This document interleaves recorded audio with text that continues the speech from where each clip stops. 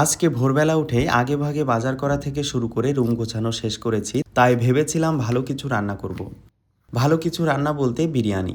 বেনারসে এসে শেষ চিকেন বিরিয়ানি রান্না করেছিলাম প্রায় 1.5 বছর আগে।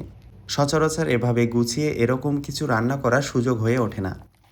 আগের দিন স্মার্ট বাজার থেকে এই চাল কিনেছিলাম, অনেকটা আমাদের দেশে চিনিগুড়া চালের মতো, আবার অনেকটা বেনারসের বিখ্যাত জিআই ট্যাগ প্রাপ্ত চাল আদম চিনির মতো দেখতে। তবে এই চালের নাম এই মুহূর্তে মনে পড়ছে না। যদিও আমার মা মাংস তেমন খান না, তবুও আমি সবসময় চেষ্টা করি ওনার মতো করে রান্না করার। তবে মায়ের মতো করে রান্না করা তো কখনোই সম্ভব নয়। প্রায় সব রান্না ইউটিউবে দেখার পরেও আমি মাকে ফোন করে আবারও জিজ্ঞাসা করি, কারণ ইউটিউবের চেয়েও বাস্তব জীবনের সাথে সাথে রান্নার জীবনেও আমার একমাত্র ভরসা মা। বিরিয়ানি রান্না শুরু করার আগে ভেবেছিলাম হয়তো সময় একটু বেশিই লাগবে, তবে ইন্ডাকশনে হাই টেম্পারেচার দিয়ে রান্না করলে রান্না দ্রুতই হয়।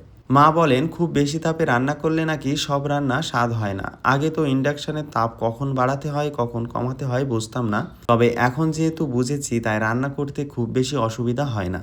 আজকে খুব বেশি ঝামেলা ছাড়াই বিরিয়ানি রান্না করতে পেরেছি, তাই খেয়ে দিয়ে নিজেই নাম দিয়েছি ব্যাচেলর চিকেন বিরিয়ানি।